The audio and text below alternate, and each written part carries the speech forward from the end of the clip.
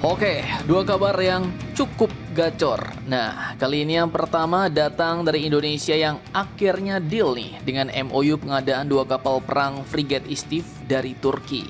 Nah, tapi yang menekan pengadaan ini adalah Turki dan Qatar, bos. Kapalnya untuk Angkatan Laut Indonesia. Pertanyaannya, kenapa tiba-tiba ada Qatar pula di sini ya kan?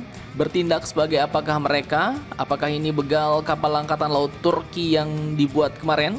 Setelah ini kita kupas, bos. Kemudian kabar kedua datang dari KF21 Indonesia yang baru-baru ini tersiar lagi kabarnya Indonesia katanya tidak akan mendapatkan prototipe KF21. Nah loh, apakah ini benar? Bagaimanakah spekulasi Mimin? Penasaran beritanya? Cus, mari kilas, mari kita ulas berita lengkapnya satu per satu, bosku.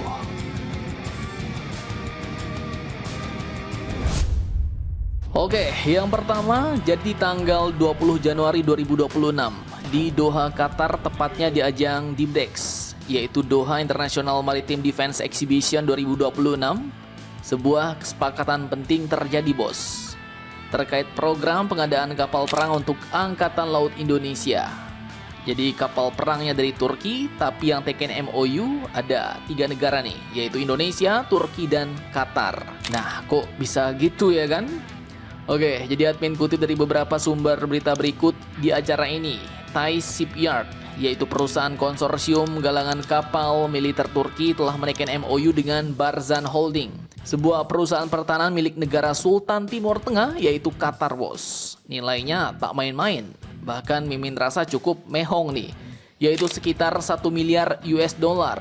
Ini kalau dirupiahkan adalah sekitar 16,9 triliun rupiah, bos. Bukan kaleng-kaleng.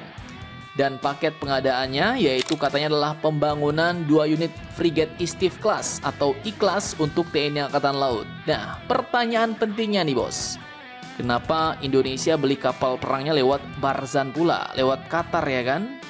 Nah, jawabannya simple, yaitu karena uang, risiko, dan juga manajemen proyek.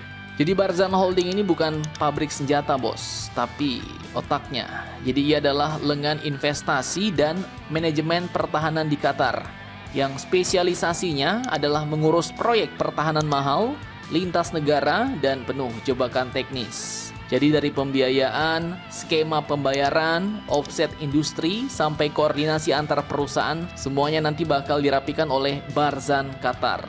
Jadi ya istilah pasarannya broker, bos. Penyandang dana, tapi jelas ya ini nggak cuma soal duit, tapi satu paket yang admin sebutkan tadi. Dan nanti mungkin Indonesia yang bakal nyicil ke Qatar, mungkin ya. Jadi bagi Indonesia mungkin ini adalah jalan pintas cepat, bos. Jadi daripada Jakarta menanggung semua resiko teknis dan finansial, ini resikonya dibagi. Turki fokus bangun kapal, Qatar fokus pembiayaan dan integrasi, dan Indonesia fokus ke kebutuhan operasional. Model ini disebutkan sudah disiapkan sejak IDF 2025 di Istanbul saat Kementerian Pertahanan Indonesia menaikkan kontrak awal dengan Thais. Nah, di DIMDEX 2026 ini ibarat kunci terakhir, bos, mengunci mekanisme bisnisnya, skema pengadaannya, bos. Nah, lantas pertanyaannya, kapal perang seperti apakah yang dibeli Indonesia ini? Apakah ini ngambil atau ngembat kapal perang yang sebenarnya dibangun untuk Turki? Oke, sekarang kita masuk ke bintangnya, Istif Class Frigate. Kapal ini panjangnya sekitar 113,2 meter, bobot 3.150 ton. Jadi ini bukan kapal kecil, bos, tapi juga bukan destroyer mahal ya. Dengan mesin codak, kecepatan maksimumnya lebih dari 29 knot. Dan yang paling penting jangkauan jelajahnya mencapai 5.700 nautical miles pada 14 knot.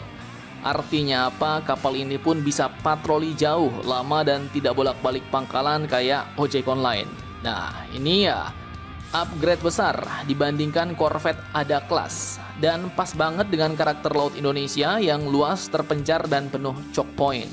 Kemudian masuk ke sistem tempurnya, bos. Kapal ini ya cukup gacor lah, karena dibekali dengan radar AESA modern untuk deteksi udara jarak jauh.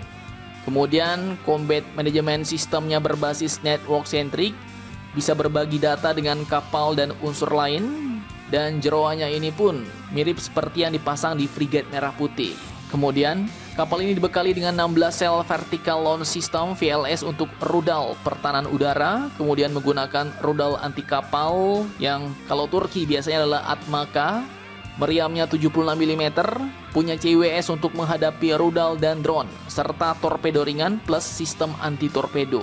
Jadi ini adalah kapal multi role yang bisa ngelawan ancaman udara, permukaan, dan bawah laut sekaligus, bos. Kemudian terkait bocoran sebelumnya yang pernah admin bagikan dulu ya, memang pernah disebutkan, bos. Katanya pengadaan 2 frigate Istif kelas ini adalah ngembat megal kontrak punya Angkatan Laut Turki. Jadi ya kalau menurut itu skemanya mirip dengan pengadaan PPA, bos. Ngembat kapal yang sedang dibuat untuk Angkatan Laut negara pemilik.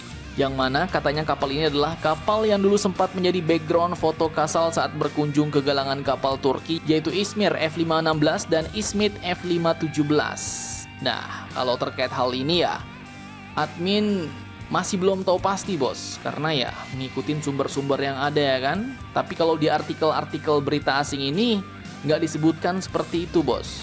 Malahan disebutkan ini adalah pembangunan baru. Tapi untuk aslinya mari kita nantikan saja lagi kabar terbarunya. Kapal yang manakah itu? Mantap, mantap, jos.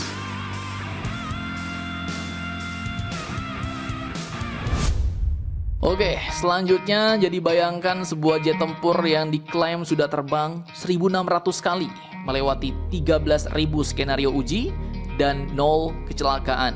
Korea Selatan pun bangga setengah mati, bos. Inilah KF-21 Boramae, proyek kebanggaan nasional Korea yang disebutnya sebagai Mahakarya Dirgantara Asia. Nah, namun di balik parade sukses itu ada satu cerita yang agak pahit nih, bos. Admin kutip dari sumber-sumber berita berikut, Indonesia katanya tidak akan menerima prototipe KF-21. Nah loh, kok jadi gitu pula ya kan? Jadi ya, memang pada awalnya Indonesia bukan penonton, bos. Sejak 2015, Jakarta masuk sebagai mitra pengembang. Memang di awalnya janji store 20% biaya dan sebagai gantinya Indonesia bakal dapat 1 unit prototipe, transfer teknologi, plus kesempatan beli puluhan pesawat. Namun masalahnya di dunia nyata ya, Indonesia ternyata kurang puas dengan manfaat yang didapat. Mungkin ini terkait perakitan di Indonesia dan waktu itu sempat heboh ada beberapa teknologi kunci yang katanya diblok pula sama Amerika ya kan. Indonesia juga pada waktu itu lagi mengalami kesusahan duit, bos, karena pandemi. Alhasil uang pun datangnya nyicil, kadang macet, dan Korea sepertinya waktu itu sempat gelisah, bos. Mereka harus nombok dan puncaknya muncul pula kasus peneliti Indonesia, engineer Indonesia yang dituduh mencuri data sensitif KF-21. Tapi ternyata setelah dicek tidak sensitif pula dan akhirnya bebas, bos. Nah, setelah banyak drama yang dilewati, akhirnya tahun 2025 kemarin kesepakatan direset. Kontribusi Indonesia dipangkas dari 1,6 triliun won menjadi 600 miliar won. Sehingga katanya konsekuensinya jelas, hak prototipe dicabut, akses teknologi dipersempit, dan Indonesia tetap ikut. Tapi akhirnya dari bangku yang lebih belakang, bos. Nah, seperti itu ceritanya menurut sumber-sumber berikut. Namun catatan penting, ini kalau admin rasa ya, belum sepenuhnya final, bos, karena Indonesia sendiri masih bernegosiasi. Bahkan kemarin katanya ada lagi wacana Indonesia meminta versi prototipe KF-21 kursi tandem double seat, bos. Jadi ya, kisahnya belum tamat. Dan pertanyaan sekarang yang kita tunggu-tunggu, apakah Indonesia benar-benar akan zong tidak mendapatkan prototipe KF-21? Kita nantikan saja hasilnya bersama-sama, bosku. Jadi bagaimana menurut kalian tentang hal ini? Jangan lupa komentar, tetaplah kalian barbar dan jangan santai terus. Demi Indonesia tangguh, salam Indomax, Indo Magazines.